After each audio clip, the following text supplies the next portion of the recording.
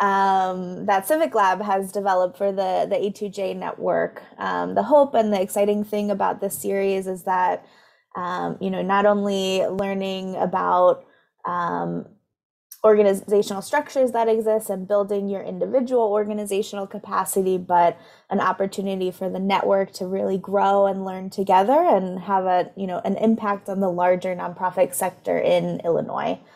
So we're really excited to be partnering with Civic Lab on this initiative.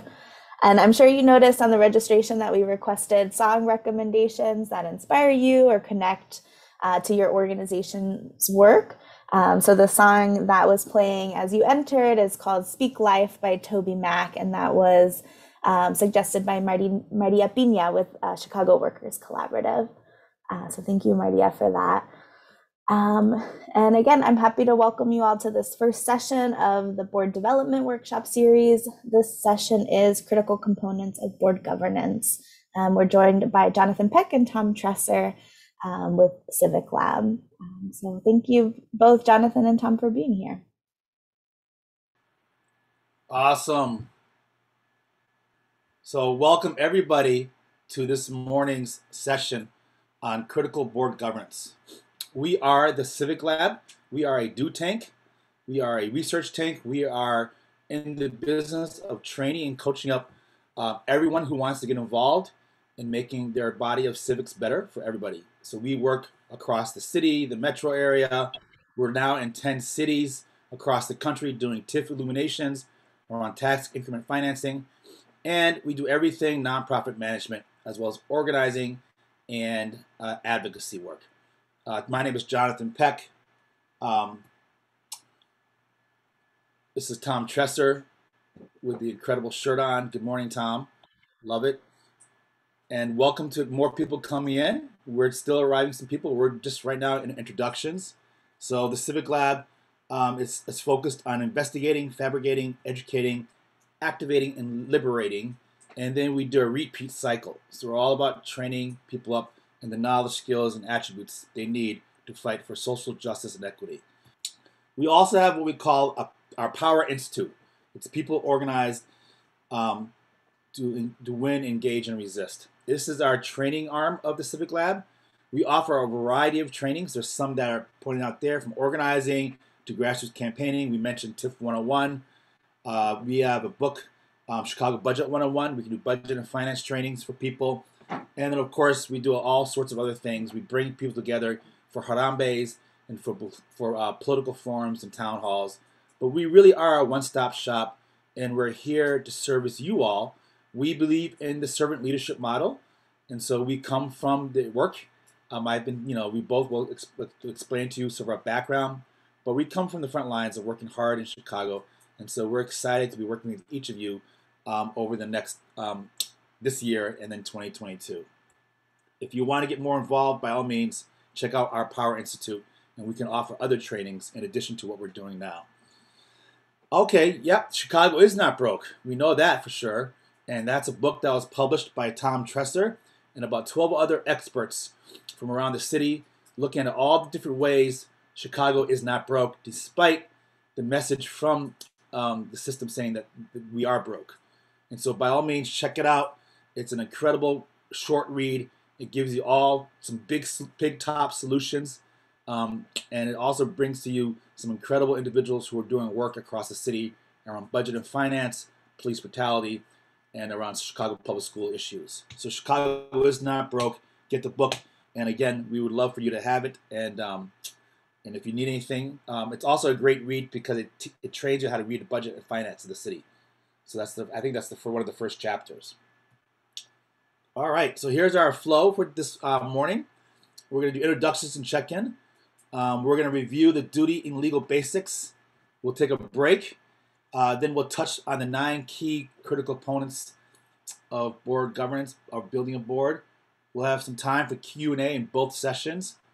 And then we're going to let you do an evaluation online in the workshop so we can get real-time feedback on the sessions that we're doing today.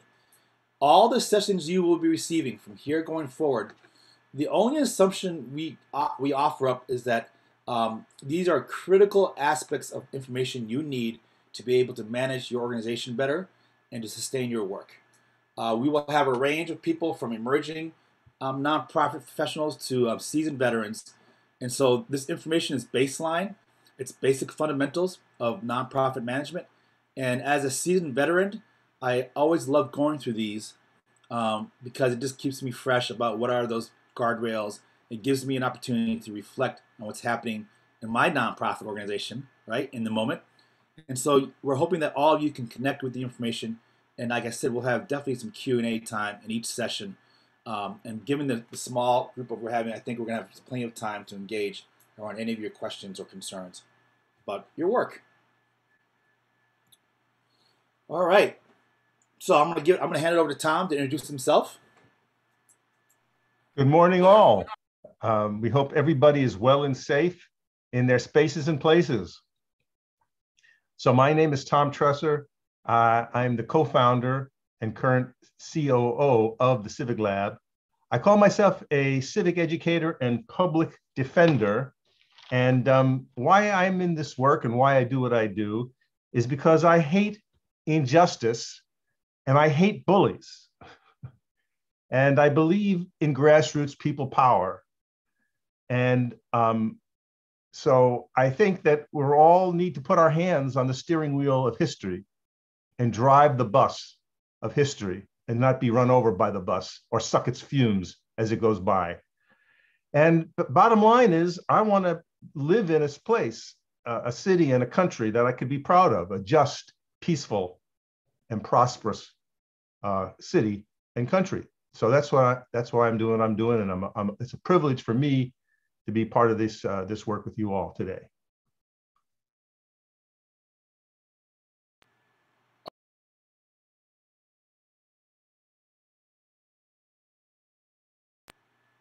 All right, sorry about that. My name is Jonathan Peck. Who am I? I am a father. I have two beautiful children. Jonathan, my son Jonathan, just had his 11th year old birthday this past weekend. So, and would you believe, parents out there, what he told us on the ride to his birthday? He said, "Mom and Dad, I think you're too overprotective of me." So that's who I am. I'm an anxious parent, father of an 11-year-old who's becoming a teen. I'm an organizer, a coach. I love coaching. I live in the south side of Woodlawn. I coach their soccer teams, about 40, 50 kids in soccer 3 times a week. And I've been a youth organizer for a long time. I've worked in Chicago since 93, 94. Started out as Southwest Youth Collaborative, then dipped out for a few years to Tucson, Arizona, and spent 3 years there as the president and CEO of the Tucson Urban League, and then came back to Chicago. I'm married to Zelda Harris. She's currently the interim dean at Loyola Law School, and that's who I am. And why do I do this work? I love working with young people. I started out doing this work working with young people as a youth coach, and spent decades just training and developing young people to be organizers and advocates in their own right. But I love working with young people and families. I, like Tom, don't like bullies, and I definitely don't like the injustice that's happening in the world. And so I'm all about fighting the good fight, even if it's a losing battle. I'll be the one to step up and take a swing at it and see how we can push back the forces of injustice. So I'm so glad to be here and to be in support of all of you. What you can do is drop your personal contact info into chat. And then what we're going to do probably, Tom, I think there's enough people. We can probably do a quick check-in with everybody. I think we can do that. So what we can do is we can have each person, we'll have each of these tell us your name, your organization, your role. And then, the prompt question is, what's alive for you right now? And I'll answer that so that people can sort of see what it looks like. So what's alive for me now, to be honest, that song is in my head. Right now, I'm literally, tapping my foot to Toby Mac. So that's really alive for me now. So I appreciate that, actually. I think it's great opening up the morning with music.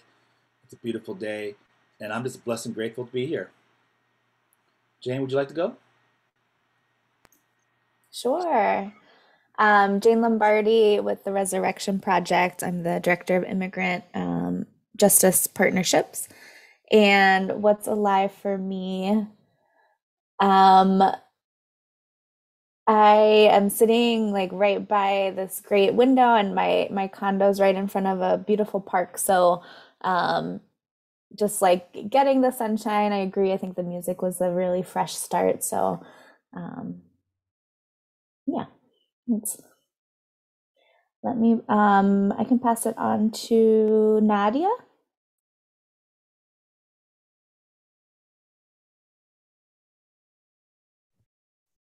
Good morning, all. This is Nadia from Muslim Women Resource Center. I'm a program director here for Immigration Services. And what's alive for me right now is we do have a lot of like Afghan cases going on. So we are working on that for now.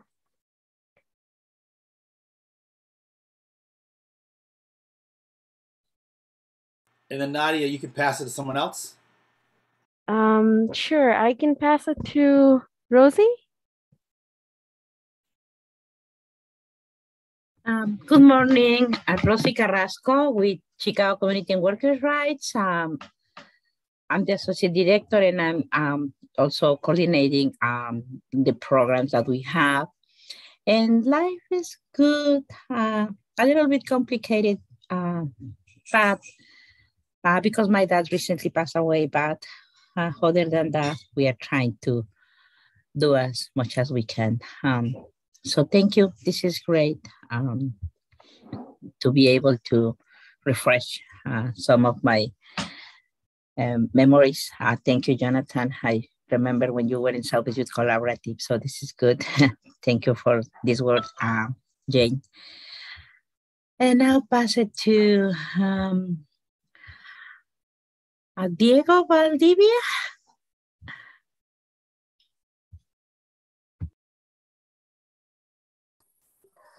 Hello, good morning. I'm going to turn on my camera for a second.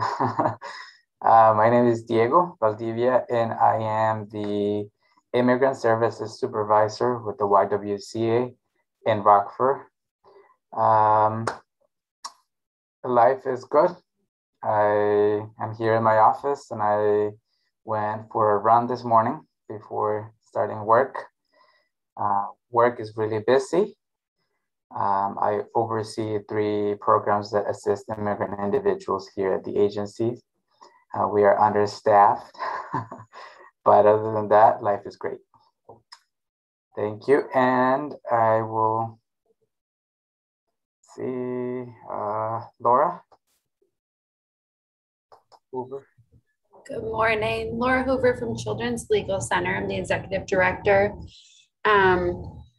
And what's alive for me is fall. I'm looking forward to Thanksgiving. It is like my favorite holiday. And last year, I was quarantined for 6 weeks with my 4 children from Thanksgiving through Christmas into January. So this year, I am having everybody over for Thanksgiving for my family, and we're going to have a big party.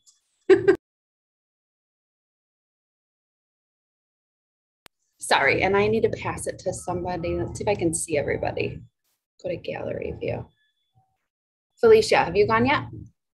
No, not yet. Good morning, everyone. My name is Felicia. I am the Community Navigator Manager with ILEO, Illinois Legal Aid Online.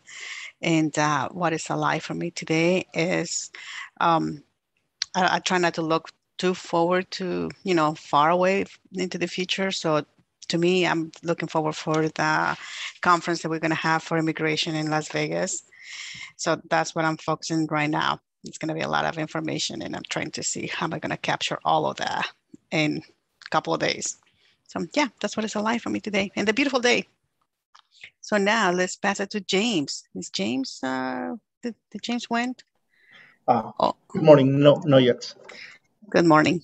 Good morning. Hi, my name is James Zedek. I'm a DOJ accredited representative with ITPL. In this meeting, trying to learn more of the service to the community. I will say more into what is nonprofit organizations in management. currently in school, completing my master's at Dominican University. Um, what is life for me? Right now, uh, I'm hopeful for new changes in immigration laws, and I'm praying every day that things will be better for a lot of people who are in need of these changes. Um, Thank you. Oh, I will pass it on to, let me see, Rocio Pulido. Hi, good morning, everyone. My name is Rodo. I'm a program manager with the Resurrection Project. I help Jane oversee Illinois Access to Justice. And what's alive for me right now? I agree with Laura. Fall is a really special time in my family because there's a lot of birthdays in addition to the holidays, and we're kicking it off with my mom's birthday this Friday. And I have a little surprise for her, so I'm excited and looking forward to that.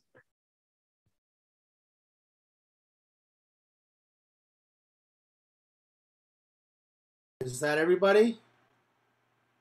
Did everybody check in? All right. So that is an awesome check-in, y'all. Fall weather is here. If you're a GOT fan like I am, winter is coming, and I can't believe we're already heading into winter. And my kids are already going crazy for Halloween, Christmas, and they're just already making their wish list, which is brutal. But it's going to be an awesome, awesome season, and I'm so glad that we're here together this morning. So what we're going to be doing is we're looking at all the different aspects of what makes a healthy nonprofit system or organization. And so today we're going to be focusing in that little area to the that little area circle, right, the green circle, and that is the governance and boards, right? We know that your organization, no matter what size it is complex, right? It requires, definitely a bit of care. You got to feed it, you got to take care of it, and you've got to make sure the operations run as smoothly as you can. And I understand from experience it's very hard to do when you're a smaller nonprofit organization. And at the same time, many of the same principles we're going to go over apply to small nonprofits as much as it does to mid and large nonprofits. So we're going to be looking at board and governance. Over the course of all the workshops, we'll be covering content from all of these domains. So we're going to take you through all of these domains and give you a strong foundation in nonprofit management. Okay? So the first area is called the legal obligations of nonprofit organizations, the boards, right? And so we want to make sure that we're all clear about how that works or should work. And believe me, everything's a work in progress in the front line, so I get it. But definitely having a playbook helps. Board candidates seek position on the board of direct nonprofit organizations. They definitely typically bring their passion about the organization they're working with and the organization they want to serve with. The critical importance for all board members of nonprofit groups is to understand their legal and fiduciary responsibilities relative to their positions on the board. This is very critical, especially these days with all that's happening in terms of transparency and accountability. Your board members need to be very clear about what their legal responsibilities are, right? And they need to be schooled up on that, coached up on that. And so, because they are truly responsible in the end of the day for what happens with your organization and what happens with the constituents that you serve. And the reality is, if they're not schooled up on it, on the responsibilities, and something happens, there can be serious consequences, dire consequences, even disillusionment based on the investigations and findings of the state regulatory bodies that would do the investigation. I've seen that happen during the COVID times already to several groups. And so just be clear that your board has to be fully responsible and fully trained and coached up to be able to effectively meet those responsibilities. What else here? I think that's good. Main thing is looking at state laws, making sure that you're in compliance with federal and state laws regarding legal responsibility of board members. And so we're going to review the 3 Ds, which is duty of care, duty of loyalty, and duty of obedience. And these 3Ds gives you the guardrails to think about how your board should interact with yourself and with stakeholders, all stakeholders. All right, this is the duty of care, right? Directors and officers shall discharge their duties as director, including duties as a member of a committee, in good faith and with a care that an orderly, prudent person in a like position would exercise under similar circumstances and in a manner reasonable believed to be in the best interest of the organization. This is called duty of care. Okay, board members use their own judgment to participate in decision making on behalf of the organization. You have to make informed judgment calls from the board level, but they need to be informed, which means they need to have the right information in front of them to make the decision making calls, right? And the responsibility, we'll get to that responsibility of who provides them the information.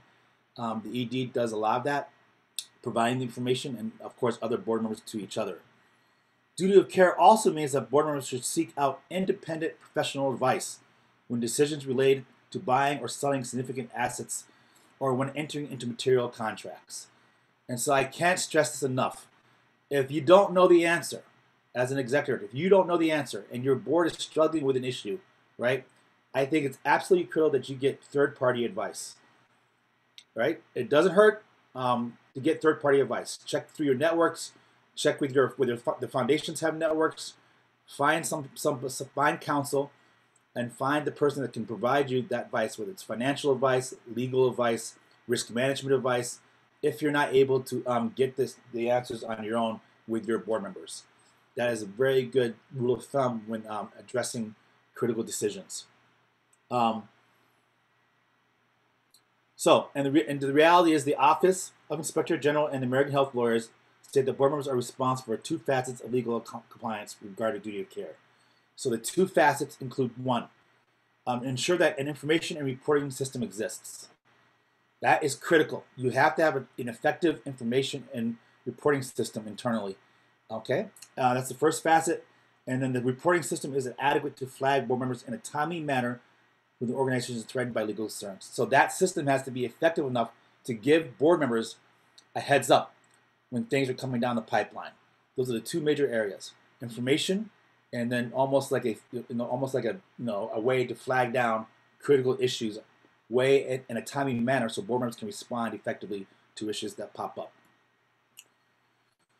Legal standards of care. A nonprofit board oversees the organization's assets and makes sure that the nonprofit is on sound financial footing. Active oversight. I cannot stress this. This is called active oversight. Includes watching over the group organization's operations and its people. The board has responsibility for maintaining legal and ethical accountability for its staff and volunteers. Okay? Anybody who's doing work for you, either at a volunteer basis, whether it's for 1 hour a week, whether it's for 2 hours, whatever it is, that person falls under that responsibility of your board of directors. Okay? That's critical to know that. It's not just volunteering for volunteer sakes, but people need to know that that person is part of your organization. And so, in legal standards of care, these are critical questions and prompts to think about. Are board members furnished with financial statements and other materials well in advance of board meetings? So use these questions as almost a metrics to see where your organization is. Is an agenda prepared and followed for each board meeting? Are minutes kept for each board meeting and all committee meetings? Do board members come to the meetings prepared to discuss issues on the agenda? What is the specific decision-making process? And then if a topic needs to be deferred for a vote, are there specific steps that will be followed so the board can take a vote? Now, I want to be clear. These are the basic standards of what an effective board looks like, right? And so it's very clear to know these prompts and these baselines. Ultimately, the message here is your board needs to be active. Your board has to have a process of engaging with each other, making decisions, processing internal financial information, processing program information, but they really are the ones responsible in terms of legal standards of care. Okay? Then that's really all part of duty of care. The next is duty of loyalty. That's the second D. Okay? The board member is to give first priority to the organization in making financial decisions, right? That's huge, right? So your board members should not be joining your board to get a contract or to get a way into some resources from the city government or from the state government. That's not the primary responsibility. Your board members' priority is to make sure the organization in making finance decisions. Board members may not engage in activities with the organization that will result in personal gain. Okay, that's critical too, right?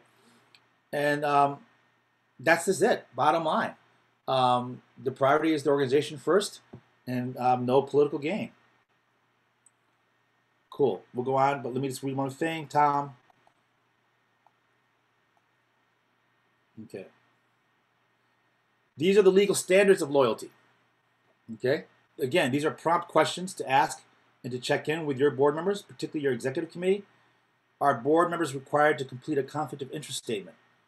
And a lot of people say, yeah, we've done that, but it has to be on an annual basis. You have to annually re-up your declarations, your signatures, your confidentiality statement clause, your application, even your board training should be annually in terms of board development. Does the board have specific protocols to handle conflicts of interest as they occur? Right? You need to sit down and figure out what is that process. Don't wait till the conflict happens and then you're scrambling to put a process in place. I see that all the time, right? Everything's good when everyone's happy and excited, but when a conflict arises, people are trying to scramble for the bylaws and figure out how to deal with it, right? So I think in times of peace is the best time to figure out what is that protocol, what are those procedures that everyone follows when it comes to issues of conflict. Are your board members fully briefed about their fiduciary obligations? They need to know what they're signing up for in terms of the budget and finances. They're ultimately responsible for that. Their necks are on the line.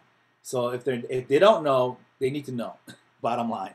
And then, of course, are board members required to sign a code of ethics? And are they held accountable for conducting themselves in accordance with the code? That's, again, part of your process. You should have a code of ethics for your organization. Every organization has that. And generally speaking, when you join an organization, you sign off on those values and those code of ethics, as well as the conflict of interest statements. Duty of obedience, the third duty, right? This is the third duty. Directors are required to act within the bounds of the law generally and with the intent of achieving the organization's mission as expressed in its charter and bylaws, right? That's huge, right? Board members have the responsibility for making sure that the organization complies with all federal, state, and local laws and regulations. It also means the board members should remain faithful to the organization's vision and mission. And all this has to be revisited every year, right? You have to revisit your vision, you have to revisit your mission, and you got to make sure that everything is compliance with federal, state, and local laws. And all that can be found through the IRS and through the state IRS and the federal IRS.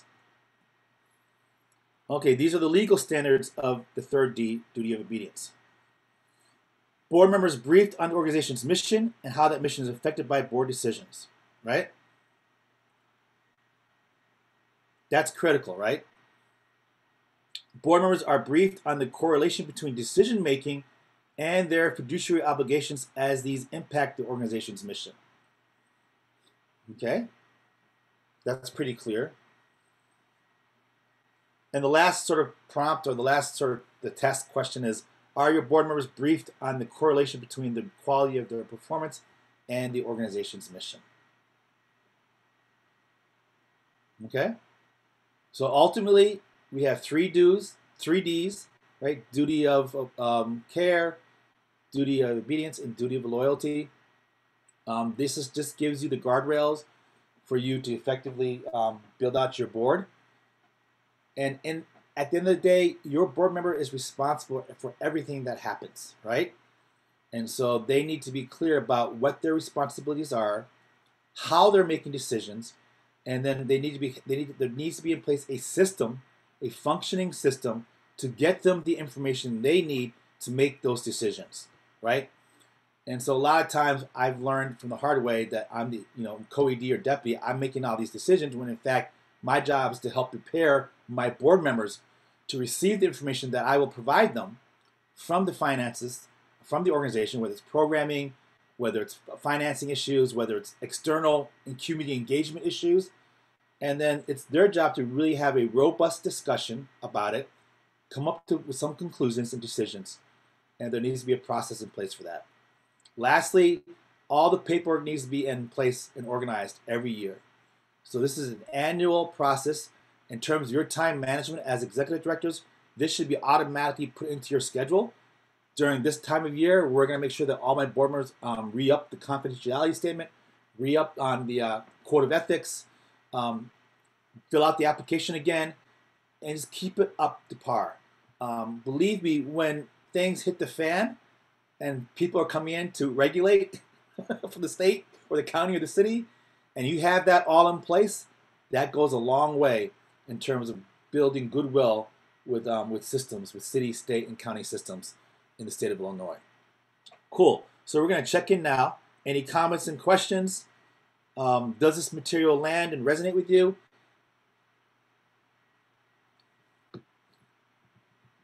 And you can put questions into the chat as well if you're not able to speak. Any question? This is a time to really think about the baseline of care, obedience, and loyalty, and board member stuff. Any questions? Yes, this for Laura. This PowerPoint and the video will be provided to you for future reference. What I didn't say is that everything that you receive from the Civic Lab will become your playbook, right? And so we leave the PowerPoint with you, we leave the videos with you, we leave the resources with you, and so that way you can continue to refer back to it. And what we found 6 months, a year out, the groups that we've done this before come back and say it's been so helpful to go back to that PowerPoint to refresh the memory. So I've had board executive committees and EDs go back to it and say, oh yeah, we forgot to do this, this, and this. And so yes, you'll have a playbook for all this. Are there any questions or concerns? Anything happening that you want to share with us that we can help troubleshoot in terms of what's happening in your organization? This is a confidential gathering, so by all means, utilize our attendance here if you want to. Okay, if this resonates with you, put a thumbs up physically or put a thumbs up in your reactions. So I can see if you're not on camera. So for me, I'll show you. Okay, Felicia's got a thumb up. I'll put my thumbs up. There you go. Okay, Laura, excellent. Nadia, are you good out there? Let's check in to see if you're there. And James? All right, cool. So we're going to keep moving. The assumption is that this all resonates with you, and that's great, and that you've got the information you need, and we're going to move into what we call our small group work. And so we're going to break you up into small groups of 3, and there's really three groups. Excellent. And so the prompt is, which duty stands out to you as a critical? These are prompts for you in your small group to lead your discussion. Do you see these duties / standards showing up in your organization? If these duties or standards are present, how are they present? So this is an opportunity to build with your peers in your cohort, right, in your training cohort, and to have time to really think about and reflect about how these duties and standards show up in your organization, and if which one is critical.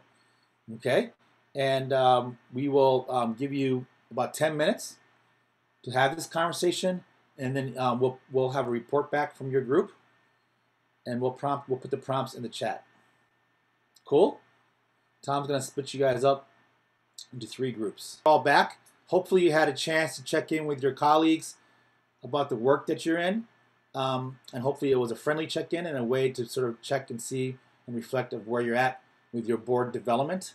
We're going to give each group a minute or so, and the idea you could put your insights in your chat, but you just want to give you a chance to reflect and posit some of the thinking and the reflection work that you did for the whole group, so that we all can learn and grow together in this process. So who would like to report back and give us some good takeaways? Jump in there. I can kick us off for our group. So I was with Felicia with Illinois Legal Aid Online and Nadia with Muslim Women Resource Center.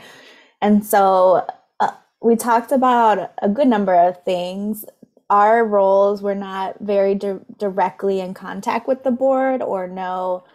I think Felicia probably out of all of us is the most aware kind of the board responsibilities, and Aleo's board is a lot of attorneys, so it seems like they're maybe the obedience is really strong for them, in like making sure that the organization's in compliance. I think for Nadia, something that stuck out with when going over the information was making sure that the board annually does certain things, and making sure that there's ongoing training and support for them. And then with TRP, I shared that I actually don't know any TRP board members. So it's really more like looking at, or just understanding what the duty of care in larger organizations look like, because I feel like smaller organizations, there's a lot more direct contact with board members, and then the larger they get, the boards tend to really focus more on the financial and fiduciary responsibility. So I think I captured most of our reflection. But Great. Felicia and Nadia, if you have anything to add as well. Add to it, and then I'm taking some notes, and after reflections, I'll give you a couple insights to your reflections. Oh, I think you captured everything. Thank you. Thank you, Jane. Okay, next group.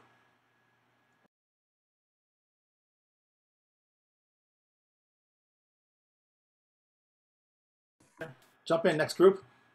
Well, I can share. I was in group 3, I believe, with Maria Pina, Rosy, and James. So we talked about a couple of things. Rosy shared that for her, the board plays a really integral part, especially when it comes to the finances of the organization.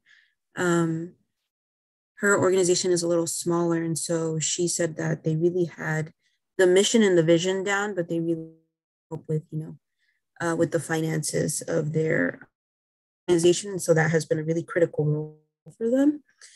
And then Maria shared that communication is really important for them as well, so that the board is aware of all of the work that, they're carrying out with programs, and just making sure that everyone's aware of, the work that's being accomplished and done.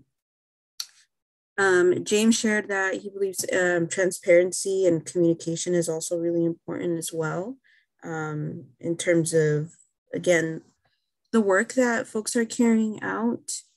And then I'm also in a very similar boat with Jane. TRP is a larger nonprofit. And so I think sometimes what we really struggle with is not knowing who the board is, the folks that are doing this direct work.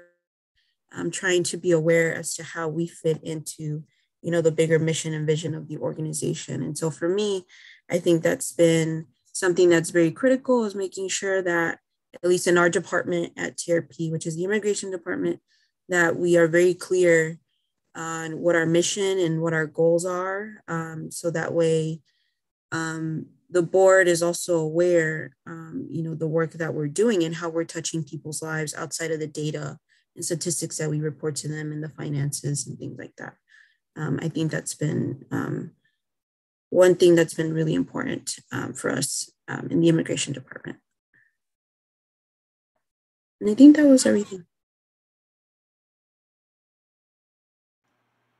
Excellent, excellent. Thank you for that, for those reflections and takeaways.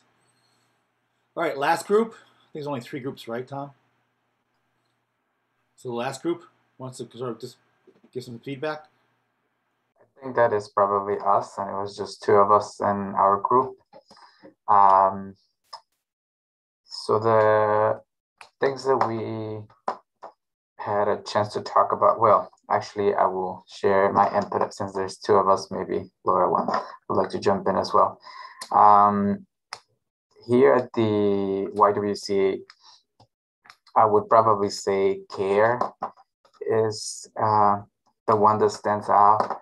Our mission is empowering women, eliminating racism, and they make it clear in the bylaws that even if you're not involved directly, they ask that at least your routine and your daily activities, even outside of as a board member, do not contradict our mission or doesn't, or that you don't do activities that basically go against our mission.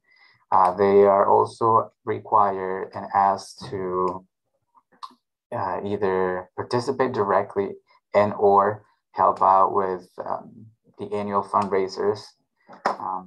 So everybody has to be directly involved with those events and basically the work of the organization. So I do know that, and I would let Laura jump in if she wants to. I know that she mentioned being interested in the whole list of the things that are required of the board, but again.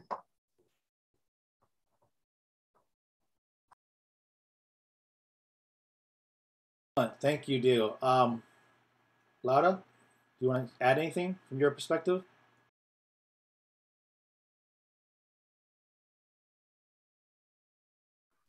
Okay. I just ran to change my baby's diaper, so I'm just stepping back in. I'm sorry.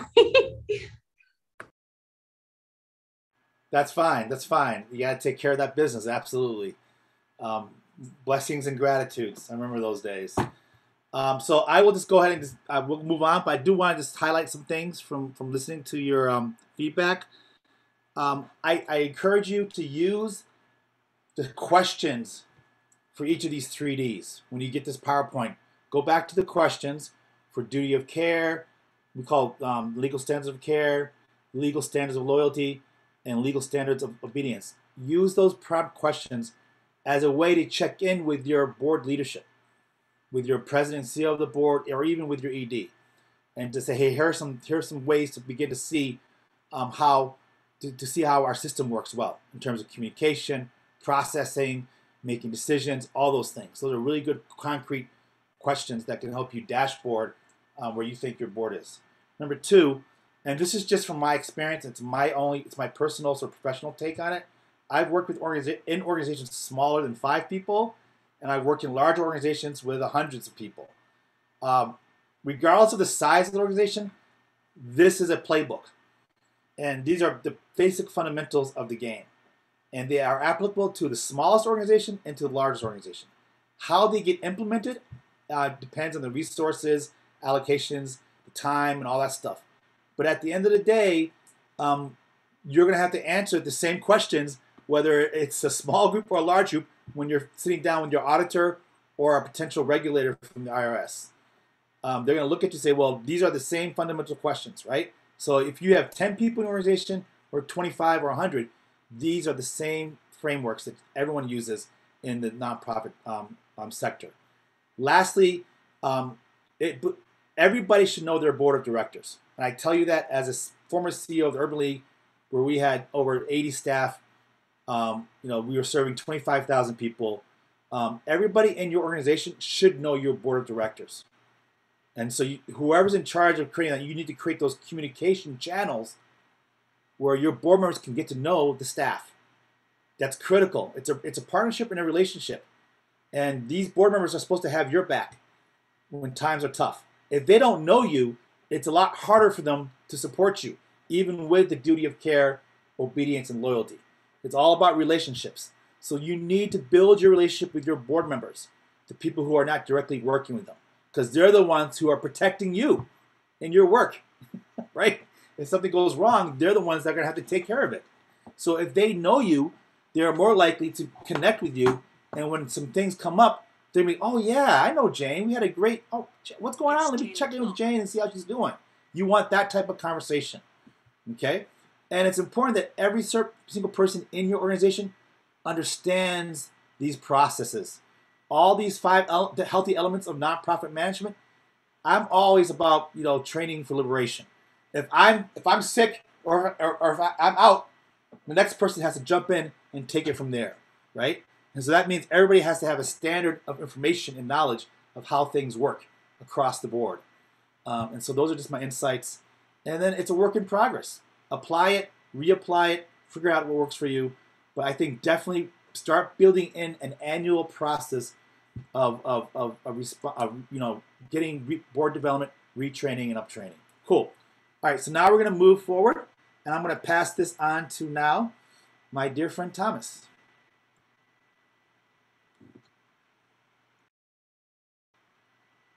You're muted, Tom.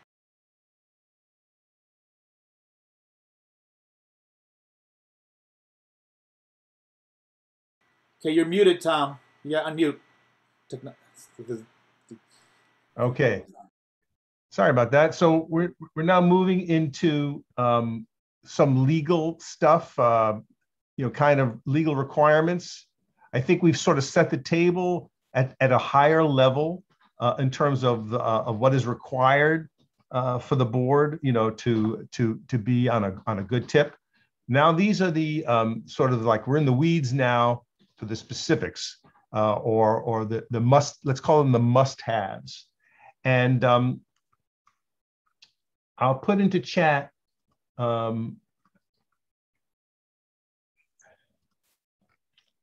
these organizations that I just put into chat are really good sources for help, legal help and counsel, at the board policy level. All right, so the first thing that you have to have is your articles of incorporation. You really can't be a nonprofit without those. It's kind of the law. In every state, to even be a nonprofit, you have to file this paperwork with the state, and it kind of lays out, well, what is the purpose of your nonprofit, what the legal powers are, and its authority. So it's sort of what we would call boilerplate language, and no one is expected to know this. So that's why if you're in that space of starting a nonprofit, you need someone who knows that law, and they provide this, what we call the boilerplate language, to be filed appropriately. And you also can't get your 501c3 status, your nonprofit status from the federal government without this paperwork. So that's the first set of must-haves, your articles of incorporation. Then comes the bylaws. These are also typically given to you by your council. Again, they tend to be boilerplate, but they do have to be particularized for your organization. So for example, if you're a membership organization where people are paying dues, that's reflected in the bylaws, as opposed to a direct service organization, which many of you are, that's going to look a little differently. And it states out a few things like, well, how many board members do you have? So when you're starting up, there's usually some kind of language that says your board of directors must have at least X and no more than Y. So it could be something like at least 7 and no more than 20 or 21. It's an odd number. So that's in the bylaws at the start. The state demands, by the way, that you have to have at least 3 board members. You can't even have a nonprofit unless you have 3 founding board members. This document will also state the duties of the officers. So there typically is a president of the board, a vice president, a treasurer, and a secretary. And again, the language is pretty standard, but you would expect to see the president is sort of setting the tone, moving the agendas forward, sort of leading the board meetings, that sort of thing. That's the language you'll see in this document.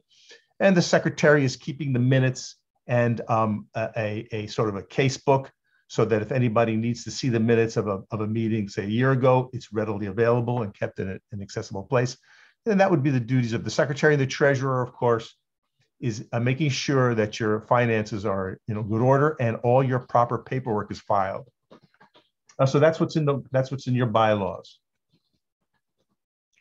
Then there comes what we would call directors and officers insurance. Oh, no, I missed one. Hold on. Before we get to the directors' office insurance, let's talk about internal policies and procedures. So these would be documents kept in your office, ratified by the board and refreshed by the board on an annual basis, that would say, what are your various policies, your personnel policies, your financial management policies, your security policies. Many of your groups are dealing with sensitive matters, legal issues, matters of privacy and the law, and you're required to keep these records in a certain way. They're not kept in a box out in the main hall where anyone can rifle through them. So what is your procedures for keeping your records safe and your clients secure? And if you have any other policies, such as who gets to travel in the name of the organization and so forth. So those would be your internal policies and procedures. And then what I started to say was there is an insurance policy that you really should have for your board of directors, and it's called Directors and Officers Insurance, D&O. What this means is if, say, someone, God forbid, should hurt themselves, fall down in your office, or somebody disagrees with you politically and tries to shut down your organization because they don't like what you're doing, the board members are not personally liable. So that I, Tom Tresser, sitting on the board of Resurrection Project, I am not personally liable if, say, someone falls down in the office because it was a wet floor, someone was mopping, or something of that nature. So yes, things will happen. People will get upset with your organization. Hopefully we don't see lawsuits, but it's not uncommon. And it's for the protection of your board members, so they're not personally liable. Okay, that's the basics of the must-haves. Now we'll switch focus and talk about codes of conduct.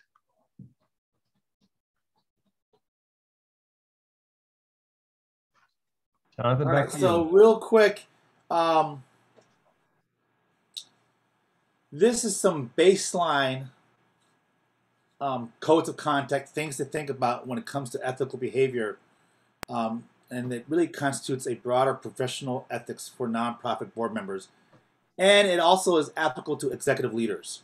So it's not just for your board members, but it's also applicable to your executive leaders, your executive director, your associate director, and up. And so there's 5 sort of core basic things that are at the foundation level. 1, do no harm. Okay? And I think, Tom, thank you. Do no harm. 2, integrity. 3, timeliness. 4, respect. 5, professionalism. Okay? And then from these 4 sort of core foundational standards of ethical behavior, you can build out from there your code of ethics piece. Okay? And so the idea is that we're giving you sort of a start at that. There's plenty of information to gather to build out your code of ethics. Obviously, do no harm is focused on making sure that when you're making decisions, take into consideration all that will happen. Try not to harm the organization in the way it runs presently, right? And that's really crucial, right? You obviously aren't there to disrupt. You're there to enhance, strengthen, build up the organization, and you want to make sure that role is played effectively. Integrity at all times is critical. You want to demonstrate the utmost of integrity in dealing inside and outside the organization. I can't stress this. Once you join an organization as a board member or even as a staff person, you are now adhering to those ethics and values outside the organization, outside the workspace, right? I see time and time again people being let go because they've behaved unethically, not at work, but in their community life or in their personal life, and they have been let go. They've been fired, right? We've seen that happen as executive directors, and they've been let go off boards in terms they've had to be forced to resign. So this applies to everything that you're doing out there. And then, of course, timeliness, making decisions, policies, procedures, development must be completed in a timely manner. That means that you have a process that's concise and clear, and that decisions are made in an effective, timely manner to ensure seamlessness in the functioning of the organization, meaning that you're really not trying to disrupt the organization. You have to get to decisions, and the main piece is making sure those decisions are made in a timely fashion. Then, of course, there's respect, respectful behavior at all times, inside and outside the organization, and, of course, carrying yourself in a level of professionalism, putting your personal feelings and individual affiliations should be checked at the door before entering your boardroom. You walk in there, but then you're putting on your board hat. I am the board member of TRP. I'm the board member of Christian Legal Services, right? And so that my focus is all on that. And so the idea is to get to a level of accuracy in terms of information, and the idea is to cut down on the influence of politics. I know that's hard to do. We're all fighting for social justice and equity, but the reality is when you walk in to the board space, it's really about the organization first, and then your affiliation second. Any questions about code of ethics? We give you a start. I will say that those manuals, those policy procedures that Tom talked about, those 4 core ones are your baseline. Just going back there, you really need to make sure you have a strong personnel policy manual in place. It doesn't have to be lengthy, but something that gives you the outline, the guardrails to how you effectively deal with personnel issues. Same thing with financial management. You should have a policy manual in place, and your auditors should be reviewing that manual each year when they do an audit. And of course, making sure your space is safe to deliver the services and programs that you want. And of course, any traveling is critical. And what are those policy procedures? There's a lot of movement around, right, with constituents and clients and stuff. So making sure you're clear about those policies. And then, of course, the professional ethics is critical. Are there any questions, outstanding concerns that you want to bring up? Does this resonate with you, these sort of baseline codes of ethics? Oh, let me see. New message. Any questions? Okay. Give me a thumbs up if this resonates with you. It's clear and concise, either with your physical thumb or the reaction thumb. If it's not, we can review it again and field some questions. What about you, Nadia, Rosie, Laura, James, and of course, Elva, who just joined us? Everything's good? Cool. Excellent. And again, this is your playbook. So now, we're going to take a break. We're going to give you some time, give you a good break. And what time are we turning back, Tom? We're ahead of schedule, so Hey. Jane, shall we just stick to the original plan in 30-minute break at this point? Yeah, I think that sounds good. All right.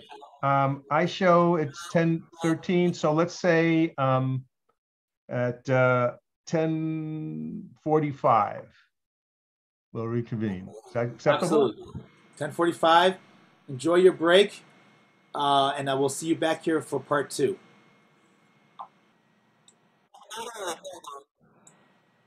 Okay. We're going to go ahead and get started, though, so that we don't keep everybody as long as possible. And so it is recording. And so, Tom, we can take it from here. All right. Great. So we're going to zoom into what we call the 9 key components of board governance. And what I'm going to do is I'm going to run through these 9 pieces quickly to give everyone a sort of a sense of the overview, and then we'll return to them in a little more detail. So the first aspect of having a great board is what we call board effectiveness.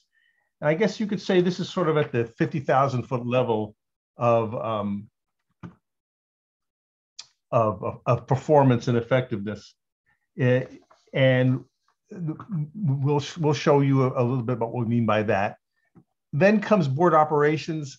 This would be more of the rules of the road. Some of the things that we mentioned already, are they in place and that will allow your board to function at a high level? Then strategic planning. Are you able to see the future and prepare for it? Program effectiveness. Some things in place to keep you on the rails and to make sure everyone knows what the what the left hand knows what the right hand is doing. Then funding. If we don't have the right resources in place, really all this is just sort of an academic exercise. You can only go so far on people power with volunteers. You need the resources to do your job. And that's a big part of what a board does. Financial oversight, making sure that the resources that you do raise and you do secure are used properly and effectively. And then something we call constituent voices. How are you listening to the people you're supposed to be serving? So we'll talk about that in a minute. Then external relations. You're not operating in a vacuum. The fact that you're part of the coalition, the Illinois coalition, speaks to that. And so that is part of what a board does and places you in good relationships with not just groups that are doing the same work, but even groups that are doing different work. And finally, what we call evaluation. How do you know that what you're doing is landing and is effective? So starting with board effectiveness, is your organization well managed? Is the mission clear? And do the policies and goals line up with that mission? And the leadership of your board, are they doing what they're supposed to do? Now, we should make a statement here that recruiting into the board of directors is a job for your executive director and your board leadership. But just because somebody is successful in business, for example, doesn't mean they're going to make automatically a great board member. So this is why we stress the idea of board training, board orientation, and having these tools in place so that if you're recruiting me to your board, I know what I'm supposed to do. I know when I'm supposed to do it. And you know about me. You know that I am talented in some ways and gifted in other areas and have the resources that I'm going to bring with you. So just jumping onto a board without that does not bode well. It doesn't mean that I'm going to be a great board member and do my job effectively. So the board and the organization has to help new members. And that's a big part of this part right here, that all your board members are functioning as a great team with a good leadership in place. And that reflects well on your organization and the community. All staff members, really, especially your board members, are ambassadors for your organization. So no matter where you go and how you conduct yourselves, you are sort of speaking and standing for your organization, especially your board members, for sure. And some of the indicators that we look for in this domain would be, do you have your job descriptions? Are the leadership roles clearly defined? Does everyone understand these roles and responsibilities that we've laid out for you earlier in the presentation? And that you are sort of keeping a good eye on the board itself as a board member. Are we keeping to the standards that we've set for ourselves? So these are some of the indicators of board effectiveness. Now, board operations, this is what I was saying. This is sort of like the track that you laid to ensure that your board is effective. And it's kind of mundane, but it's important to stress that it's easy to stray. Does your board meet regularly? So some boards meet, the first Saturday of every month, or some the second Wednesday. And are they well prepared? So this is what we said before about agendas and other materials that I, as a board member, will need to do my job. Don't throw something on me the night of the meeting. I'm not going to be able to be a good board member, and that's not respectful. So you want to make sure you have these policies in place that we mentioned earlier.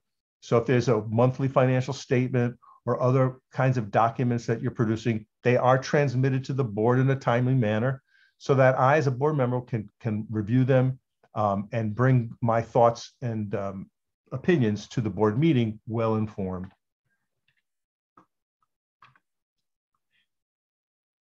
The third area is strategic planning. So this is the art and science of our work. How good are you at looking into the future?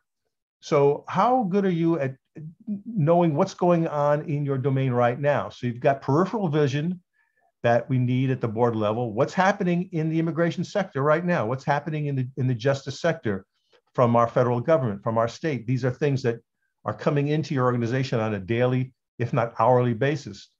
And so the board has to have a way of getting its arm around all that so it can have a thought about, we need to pivot. We need to plan. It looks like something's going to happen in the next quarter, or the political cycles.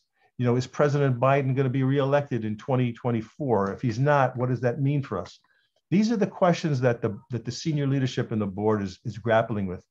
And what information are you asking for on a regular basis, not just from inside the organization, but what's your news sources? As a board member, am I part of other organizations at the national level where I'm being fed information about, say, upcoming federal legislation or other trends, demographic trends? Say a bunch of immigrants from a calamity is happening. So all of a sudden, new immigrants are coming into Chicago, and the plane is coming like on Saturday, and there'll be 400 new people coming into the city.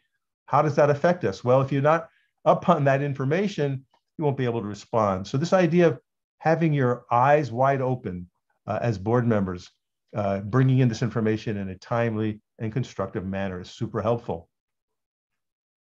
And again, some of the effectiveness indicators follow along like that. Having an annual process to sort of review everything, sometimes you call it a retreat. We at the Civic Lab like to call it an advance, actually.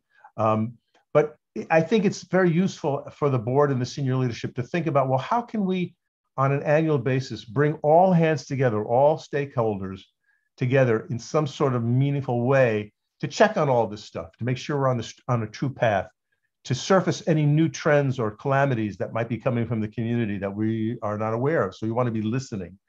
And I think that's a great piece of the strategic planning.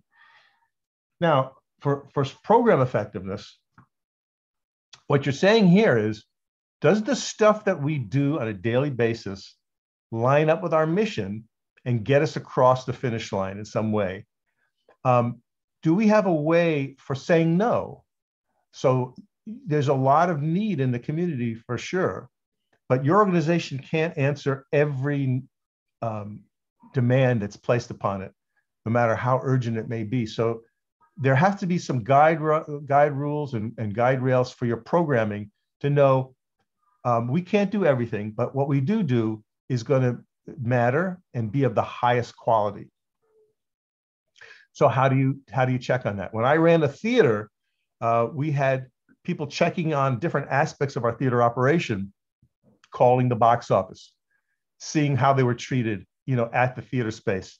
I would talk to the actors and other employees to see how they were treated, as employees. And so I was trying to find ways to check in, almost like a secret shopper, if you follow, to make sure that the things that we put in place were being followed.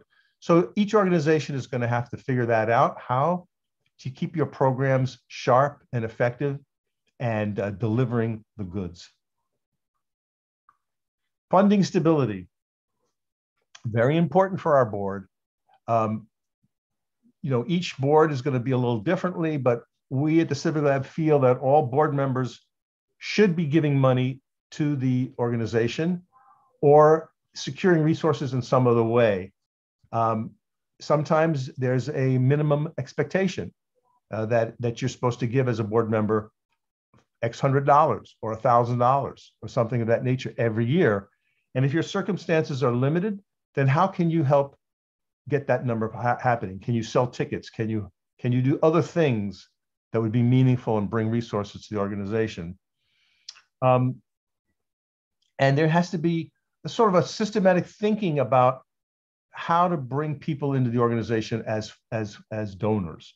So as board members, you may be asked to think about your networks. Like I graduated from the University of Illinois.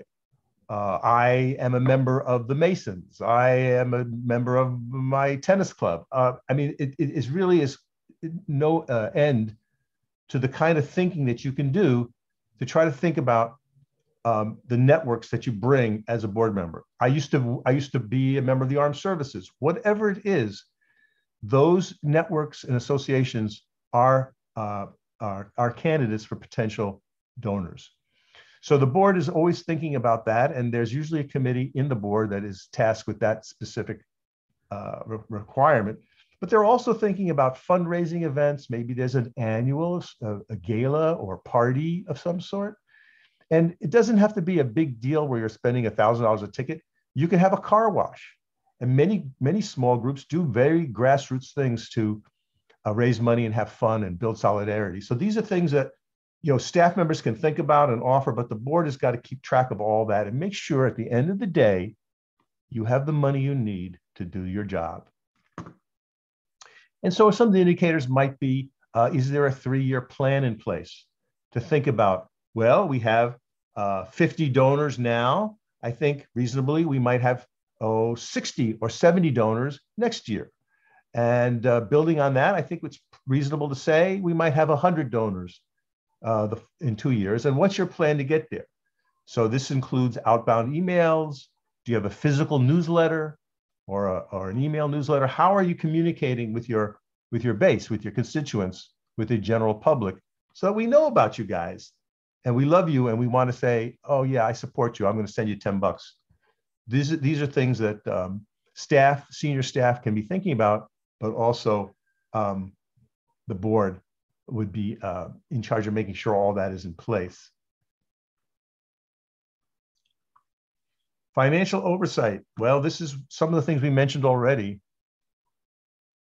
that you have policies in place that, of course, are rooted in job descriptions. So the financial manager or the chief financial officer on the staff side is managing your finances. But as the board and there's usually a committee, a finance committee on the board, that's going to make sure your annual budget is good, that these other planning documents are in place, that there are checks and balances. So here's a simple thing. If you're the person receiving the mail, like you're at the front desk and you get the mail and you physically open the mail and there's a check in the mail, what happens to that check? Is there a log? Are you the same person that then takes the check to the bank? Or is there a way to log that? And that somebody can look at that later and say, oh yeah, we received a $10,000 check from the MacArthur Foundation, and it was logged in, deposited in a proper manner. So in a small group, when things are just starting, it's common to have one person do multiple jobs, but you basically want to make sure that you're separating the church and state here with your finances. You don't want to leave anything open for mismanagement or bad practices. So again, the board members in charge of that are going to try to make sure that these practices are in place. And again, that would include for your larger organizations an audit. So again, the board member, your treasurer is going to make sure that that's complied with, along with the person who's in charge of the finances, the chief financial officer, if there is such a person. And so that audit would be conducted on an annual basis, then has to be, of course, presented to the board in a timely manner so they can review it in case there's any trouble spots raised. Now, when I've talked about constituent voice, I think this is very important for groups like us that are on the front lines. Does your board and staff and your clients reflect, your base, your interests, your constituency? As you're bringing people onto the board, do you have members of the community? Or sometimes there might be an advisory council. We've seen this often where it's a little different than a board. Being on an advisory council is not the same with the legal responsibilities. It doesn't meet as frequently, but it's a way of bringing voice into the organization. So you might have an advisory council from the people who you supply services to, or you might have an advisory council of your vendors. That is actually people whose services you purchase. You might have an advisory council of clergy from your service area. There's many ways to go there, but again, the idea is, how are folk being represented into your organization? Are you sure that you're hearing what's being said to you out there by the people in the community? And again, there are ways to do this on a regular basis. You might have open meetings. Again, hopefully we'll be coming out of COVID and you'll be back in the community in a vital way. And you may say, well, we're very active in the city of Evanston. That's really our main place. So there are like 9 city council districts in Evanston. So let's do this. Let's go from council district to council district, find a home like a church or a library or some other space that's friendly to us. And let's open up the doors and let's talk. Let's just listen. You might do something like that. You might have an online forum and bring people into the space just to hear and listen on a regular basis. Some ways that you might do that. And perhaps what we'll do when we get to the Q&A is maybe people will share with us some of the ways they listen. I think that would be pretty cool. Next comes external relations. I mentioned before that, we're all here today because we're part of something called the Illinois Access to Justice Coalition. So somebody thought of that, right? The leaders got together intentionally and said, we all should get together and band. And being in relationship to other groups like this is so important for our work. And again, your senior leadership and your board are trying to manage that process, thinking up like, well, maybe the Illinois Access to Justice Coalition should be in relationship to the Illinois Access to Housing Coalition. Whoa, what about that? So now you have a coalition of coalitions. Think about that. Maybe the Arts Coalition is even part of this, that you're all sharing knowledge and important policy points across these different tables.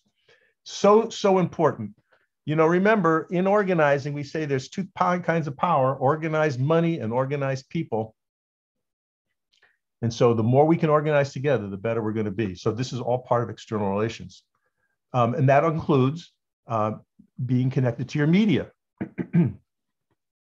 So this again is a function of your senior leadership, but you definitely want to have good relationships with the press.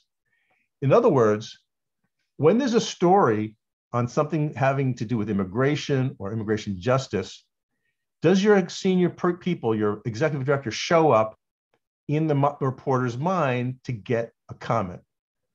And that's part of the strategic planning and communications policies that we should be pursuing, that your leadership are seen as go-to people by the media and by other stakeholders and other civic leaders. Like, let's check in with Maria over at the Justice Organization on 19th Street. What does she have to say about this issue that just popped up? That's all part of this. And lastly, the domain of evaluation. How do you know that what you're doing is working? This is a tough one. And oftentimes in our world, evaluation is equated with numbers. In other words, to say, well, this year we counseled 200 people, and last year we counseled 150. So therefore, we're like 30% more effective. No, you have to do some of the work at the front end to say, what is the measure of our success? Is it the closing of a juvenile justice center? Is it the passing of a law? Is it reduction of harm in this community, as indicated by the following measure? So it's up to your board and your senior leadership to try to figure out these key measures and to track them, and to make sure that the programs that you're delivering are in line with that.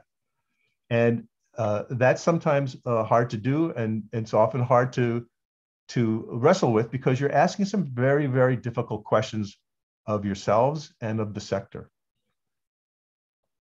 And that you want these evaluation measures, again, to be fed to the board on a regular basis, and that you're comparing your organization to similar organizations in this area as well as nationally. So if your organization, say, has got a $500,000 budget with a staff of 12, and you're serving a certain 5 zip codes, that gives you a sense of how you're doing. Well, how is your colleague doing over in Indiana or Michigan or Ohio?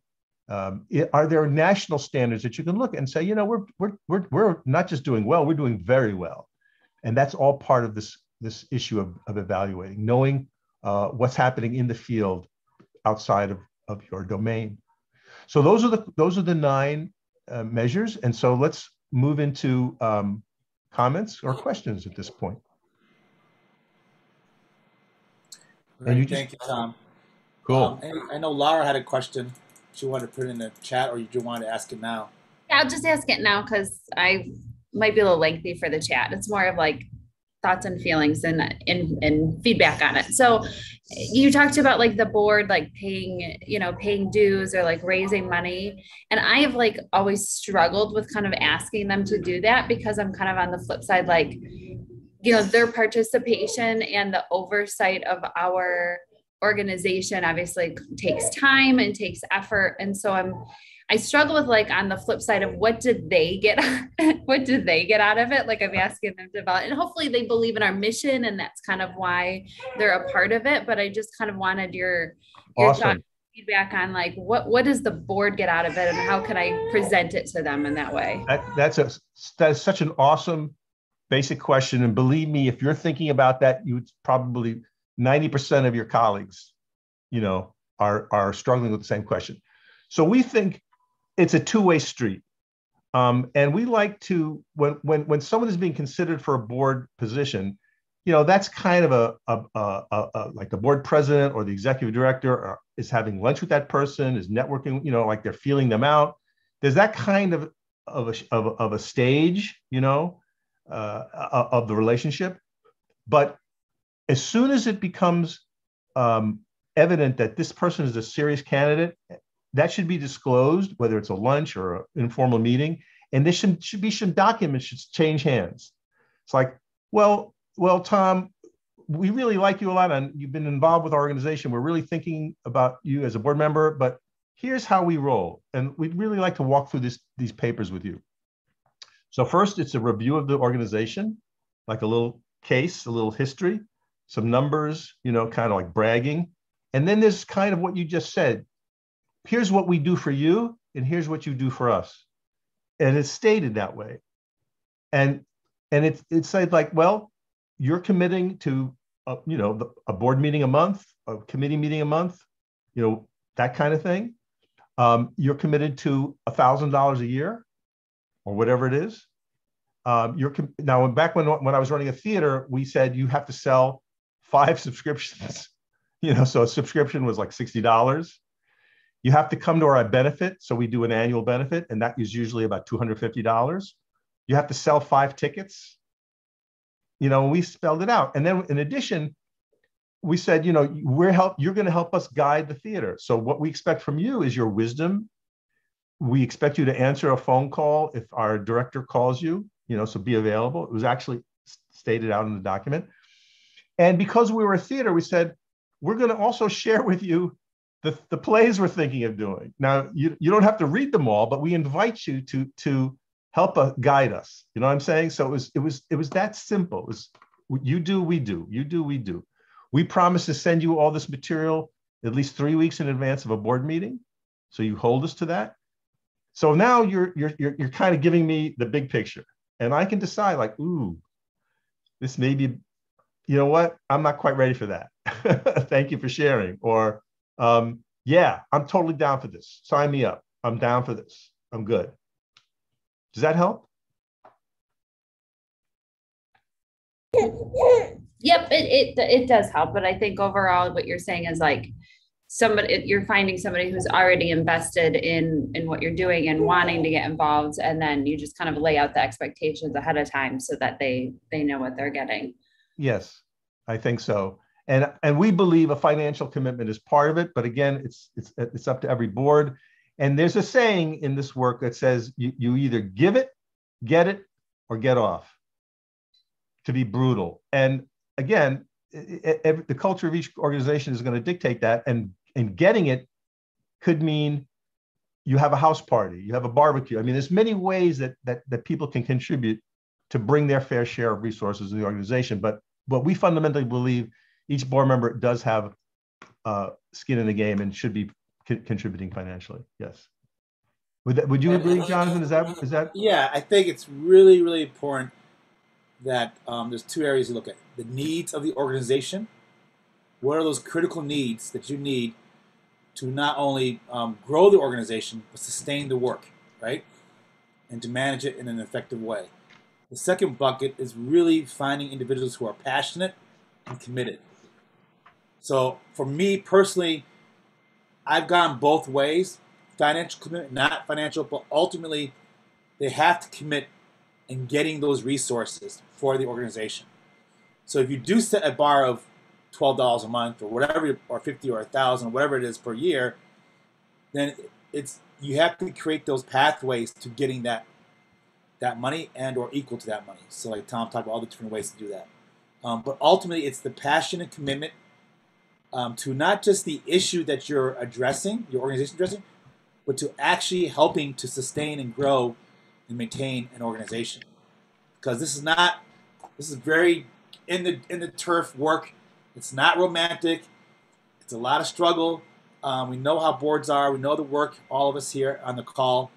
And so the person coming on board has to have eyes and nose wide open. That's what Tom talked about. Giving them the full scope of work is critical. You don't want to bamboozle a board member and then and then they get upset because you didn't tell them this part of the work is part of the responsibility. So give them the full scope of work, their full scope of responsibilities and functions. Vet them carefully. Make sure they are fulfilling a needs. So you should have a board matrix in place. So what do I need from my organization? Financial accountability, fundraising, marketing, program design and concept building, networking, whatever it is, issue-based advocacy or whatever the needs are. And then you fill those needs. You go out and you find those people in your concentric circles. Now, traditionally, what we've done is we go to the people closest to us, right? My best friend, my colleague, and another agency, and we get people on the board who are allies, who are loyal to me, Jonathan Peck, 100% loyal to me. May not have the right skills, but I know that they got my back. That's been a traditional footprint in Chicago nonprofit management, bar none, at least since I've been in Chicago. So we have to shift that towards really looking at the needs of the organization, because the needs of the organizations will then speak to the needs of the community, right? And then shifting it towards, do you have the time and commitment? And here's the job description. We need you 10 hours a month, 10 hours a week, whatever it is, whatever you think it will take to fulfill the responsibilities of managing and oversight for your organization. But that's all up front. And you know what? In organizing, if you don't ask, you won't know. And yeah, you may get turned down. And so then you've got to figure out other ways. You might find someone who's really good, but they just don't have the time to commit, but they want to support your organization. So as an executive director, you've got to find other ways to have input from other people who can provide support. An advisory council, a president's circle. I used to have a president's circle at the Urban League of individuals who were too busy to be on my board, but definitely wanted to have access to me on a monthly basis to talk about the external politics of Southern Arizona. So I had a deputy director that was connecting me from, believe it or not, the Republican regime in Phoenix, because we had to deal with them down there. So you have to figure out all those politics. So not everybody can fit on the board, right? And so if there isn't, where can someone fit to support your organization if it's not on the board? But your core piece is commitment, scope of work, and have a functioning matrix where you can attach and align people's assets and resource to the needs of your organization. I hope that was okay. Sorry, Tom. Nope, that was great. Thank you for the feedback. I really appreciate it. And I will say, Lada, for you, this is just me personally. I've done extensive work with attorneys, and Rosie knows this from all our days. Attorneys have incredible assets and resources, and so even with the attorney class in Chicago, everyone is 2 degrees separate from each other in the attorney class. How do I know this? My wife's an attorney, and everybody knows everybody. It's literally like a subculture in Chicago. And so there's a great way to map out sort of how can you bring in resources into the organization. Alumni, they're alumni, they come in as alumni of universities if they're from Chicago, Loyola, IIT, Kent, John Marshall at UIC now, Northwestern. There's a whole slew of resources they can bring to the table. And I think, a financial commitment is nothing hard. It's not too hard to ask. And remember, it doesn't have to be like a huge amount. Part of it is just, look, if I'm going to donate to your organization, Lada, and I look at your fundraising, and I find out that none of your board members have donated to your organization, do you think I'm going to donate to your cause? If you and your people don't donate to your own cause? No, this just doesn't work that way. So the rule of fundraising, whether you're a certified national fundraiser, a fund developer, whatever it is that you got to go to your first concentric circle of relationships to fund what you're doing, right? People fund people, period. That's the number one rule. Even today, people fund people first, right? Then they fund to go to heaven, we call it, right? Tax breaks. Then they fund for an issue. That's still statistically in order. And so it's a person-to-person fundraising game. And so, yeah, if your board of 5 or 7, if each person can only donate $100, that still counts because it's the gesture, it's the principle of it, right? And so then you can go to your donors and say, my board is a fully committed board. They are funding the organization. I'm funding the organization as the executive director, right? I used to donate a percentage of my salary back to the organization. So when I get out there and meet other CEOs, I'm like, yeah, we are, we should support our organization. We need you to join us. That's the message. Okay. Love fundraising. So what we want to do is give you a chance to, again, do some small group engagement with your cohort, with your peers and colleagues. We want to, again, just give you an opportunity to digest and reflect in a small group setting. And so the prompt for this is, which of these 9 key components is the most critical for your board to work on? And so you may, and I know it's hard to find exactly one, but do your best to identify that top priority, 1 or 2 at best, of areas that you need to work on in terms of these components, and have a discussion about that, and then be prepared to share that discussion out when we get back in small groups. What we're going to do now is give you a chance to sort of share some of the observations and reflection points and takeaways from your small group. So who would like to start and share with the larger group? There's only 2 groups, I believe, so. Or 3 groups. Don't be shy. I can start. We put it up in the chat of what we had all said. I think one of us had talked about the constituent voices and like the importance of really engaging our community and the people we work with and the people we serve to make sure that we're meeting the needs of the people that we're serving. Another one of us said, let's see, I had said board operations for sure, just kind of getting the paperwork and everything kind of is like a well-oiled wheel, so that it's all really clear. Just kind of like the foundation, I would say. Like sometimes you kind of get up and running and you're trying to carry out the mission and get everything accomplished, but you forget kind of like that underpinning of the foundations. Then Elva, I'm trying to remember. Maria Pina. Fundraising? Join the meeting. Yeah, I think fundraising was a big, was it the funding? big piece, yeah. The fundraising and and I know she talked a lot about like also on one of the ones, get really the board being like involved with the work that they're doing and kind of getting on the ground and being the importance of that.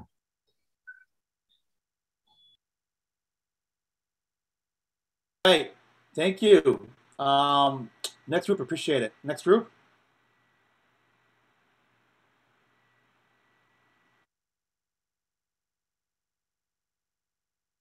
Who was in the next group? I'm trying to see. I can share. Okay. I was in group 3 with Maria Pina and Rosy, and then Diego joined us.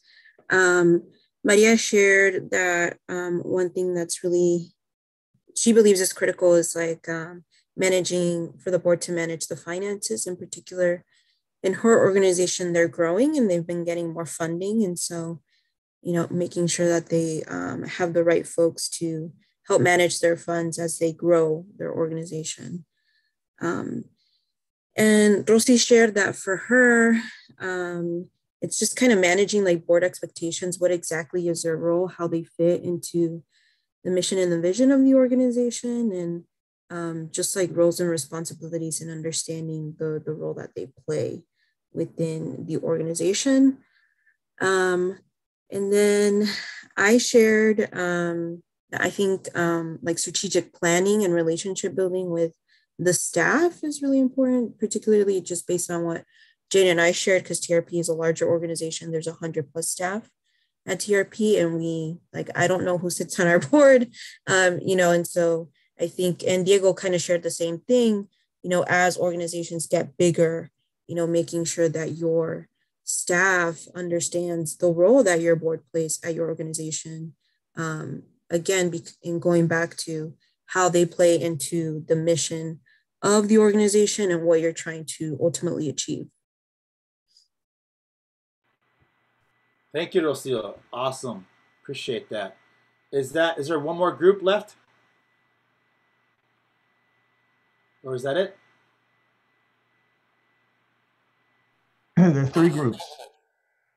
Felicia and Nadia, was that the other group?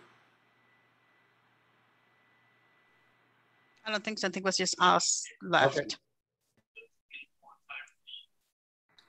You want to share sort of what we talked about? So, sure. So we shared about how our organizations are working on it and what can we pinpoint where we're going to go and get our information from. I shared that I taken some other classes within IU, and then there's plenty of Jonathan said that most of the universities share or offer certificates for nonprofit organizations or how to become certified, so you can learn more.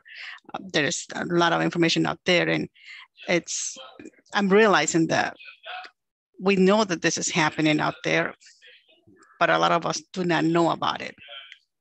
The education is out there, and we just do not take advantage of that. And I think that we have to, I'm so grateful of this particular training right now, because it's offering more learning to all of us, so we can make it better for our groups, for where we work, at the places that we work. And I think that if we bring a little bit more of knowledge to these organizations that are doing a great job, it's just going to get better. That's the ultimate, that's what we're going to accomplish. Better work, better treatment for our people that we're trying to serve. So, and Nadia shared that they rely solely on the one person right now to handle the board and everything else, but they're small. So, but hopefully in the future, it's going to be a big organization that we can call on and say, hey, how's your 20 board member meeting go? So we'll see. If I'm missing something, help me out, Jonathan. Great. That's great. Thank you for sharing that. Every university in this city has a nonprofit management center or program attached to it. So NIU, Felicia, thank you for sharing that in the chat. DePaul, University of Chicago, Northwestern, Kent, UIC, Roosevelt, all these universities have some type of program or department focused on nonprofit management. And so I encourage you all to go out there and be a learner and grab it and get that certificate. It only strengthens you as a professional, and it makes you a stronger, socially responsible practitioner within the nonprofit sector. And we're so glad that we can offer you an entry point through these sessions. Real quick, fundraising story. Rosie will remember this, or will probably trigger some memories. Back in SWIC days, we worked with both. We combined some of these priorities. So our constituents were young people. They were a major constituent and stakeholder in our agency. That's why we were called the Southwest Youth Collaborative. And at the same time, we were raising resources.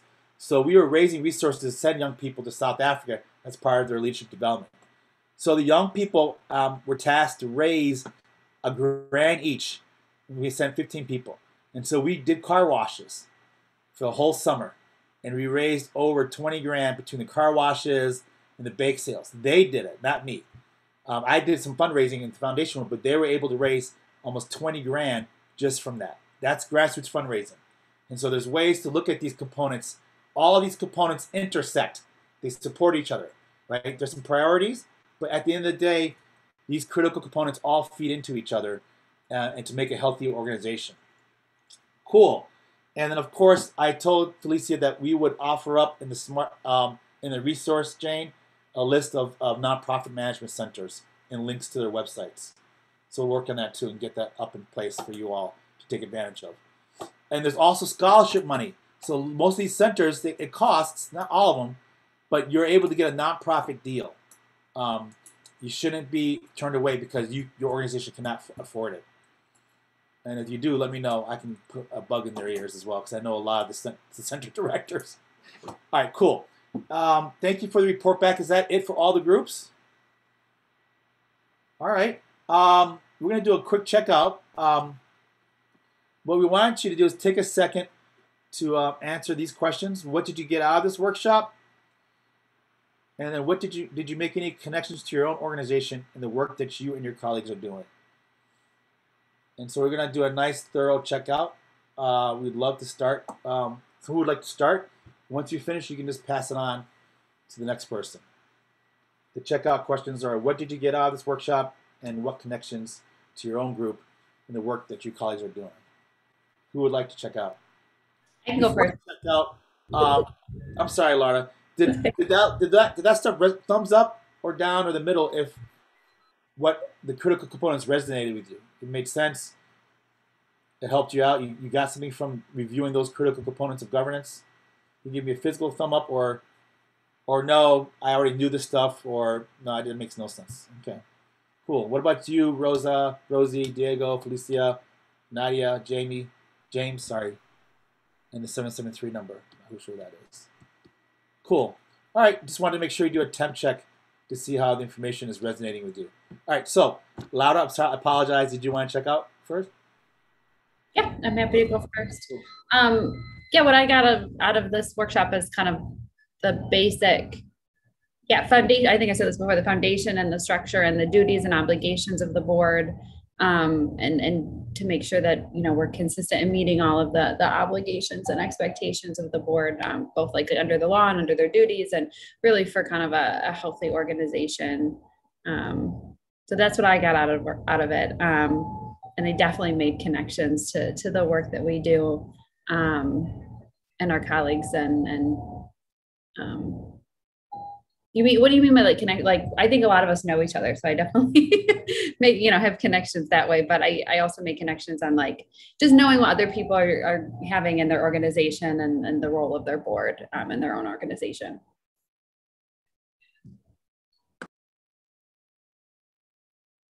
Laura, do you want to pass it on to somebody? Yes, I'll pass it on to Rocio.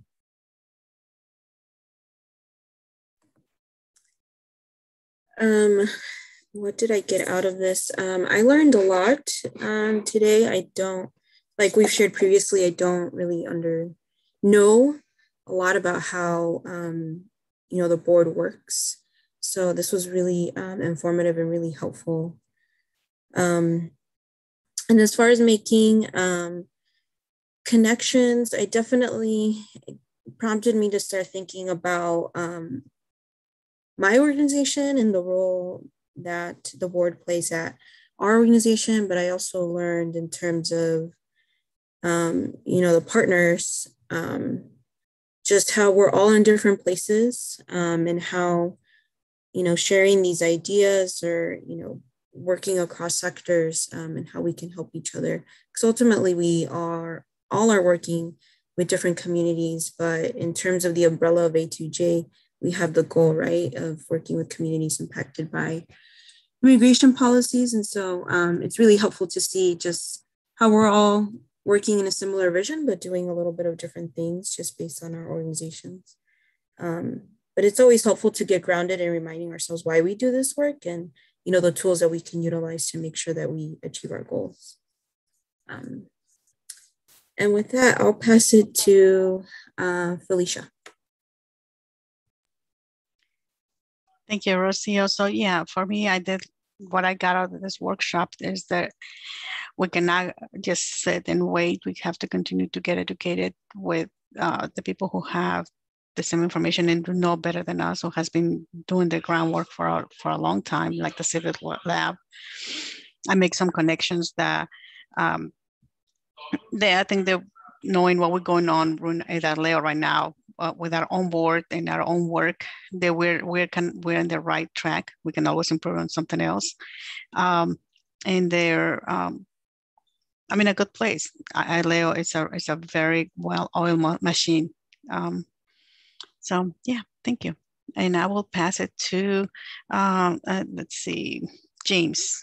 If it's not James, let's go to Diego. Hi, I'm here. Well, thank you so much, first of all, for this presentation. In reality, this whole topic is new for me. I did learn a lot about how nonprofits work. Um, One outstanding topic was ger- um, generating the profits or the resources for these agencies. And I look forward for the next meeting as well. Thank you. Um, Let me pass this to Maria Pina.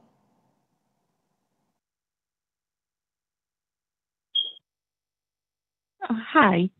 What I got from this one was everything. I was not familiar with basically the obligations of the board.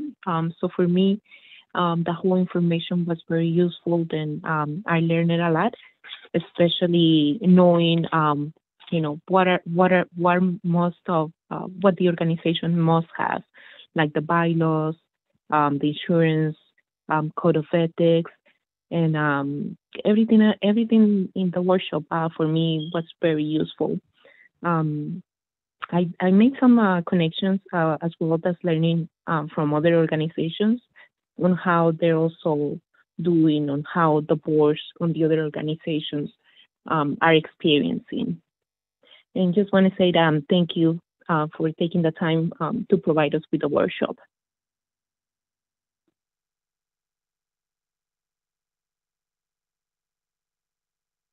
Okay, Maria, who hasn't gone yet? What about Diego, Rosie, or Nadia? Yes, I can go. I can go next. Thank you, Jonathan. For me, it was really refreshing. I have been part of I have been a board member of big organizations, but this is the first time I'm helping to one of the boards of the organization that I'm working with, and it's a small organization, and I know that there's a lot of things that we have to do and to be prepared for whatever comes in the future. So this is really good. I will take some of the steps that you recommended to make sure that our board is working in the way it should be. And about the connections with my own organization, yes, I think that this is something that we are really strong on. We try to make sure that all the people working with us know what we are doing, know the programs, we have meetings regularly. But I think that we have to make a better job with our board. I'm not sure if they know about all the work that we are doing. So this is really refreshing. Thank you. Thank you for the invitation, and thank you for the information you gave us. And I don't know if who's missing. Diego or Nadia, and Nadia. I will go. Probably similar to what a couple individuals have already mentioned. Some of the material was refreshing, and it was good to go over some of these things again. I think for me in particular, I have looked at this from the standpoint of being a newer board member, but not so much as thinking of my own board here at the agency where I work. A couple of the things that stood out that I think I'm going to definitely try to put into practice would be getting more familiar with my own board here. I'm looking forward to bringing that up within my department meetings and mentioning, if there is a reason why we are not familiar with who our board members are, and just suggesting that take place at some point in the future, hopefully. I think it's really important for staff, employees to know who board members are and what the function is. I mean, if we are both working towards the same goals and for the same agency, I think there should definitely be at least some type of relationship, or at least knowing who each other are. That is probably the biggest thing that I got today. Thank you, Diego. And then Nadia, I believe and then Jane. Yeah, so I would like to thank you guys to put this training together because this is really helpful. It kind of like opened the doors for me to get to know how the nonprofit world works and how to get to, like the trainings and certifications in this way and in the nonprofit world. And also, like how our agency was dealing with most of the information that, how to deal with how active the board members are and, like the strategies, the components, whatever we have discussed. I was able to make connections within our organization. I kind of knew like what the bylaws and I have heard about that, but I never actually knew exactly why it was used or, how the board members also have to go through the annual, like check-ins with their conflict of interest and stuff. So this is something new for me and I'm learning and I really am looking forward for the next training as well. Awesome. And thank you, Nadia. Jane? If you're there. Jane is on a call, but she shared her thoughts via the chat.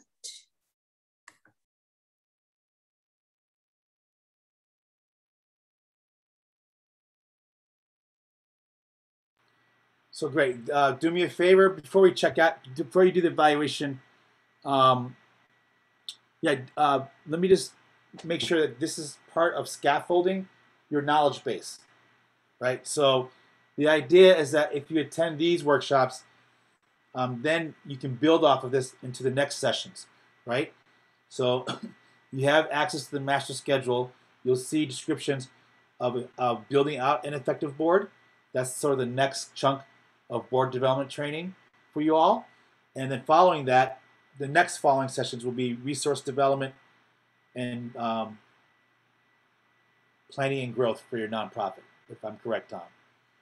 Is that correct? So we have a lot more to offer to you. We want to continue to deepen your knowledge and your skills and all things board, right? And so this is a great opportunity and a great start for all of you. So if you could take a moment inside this workshop space, we're going to give you 5 to 10 minutes here, 5 to 8 minutes to fill out an evaluation. You can click it. You can click right there or cut and paste that into your search browser. And that's what it looks like. And you can fill out an evaluation in real time. And this helps us make sure that we're hitting all the right markers. And if there's things that we can improve on, we definitely will take that into consideration. So we'll give you a few minutes, Tom, right now to fill it out. Yes, and just be sure to click the session that we're in today. So you'll see the pull-down menu. That's the first thing we ask you to do. Thanks a lot.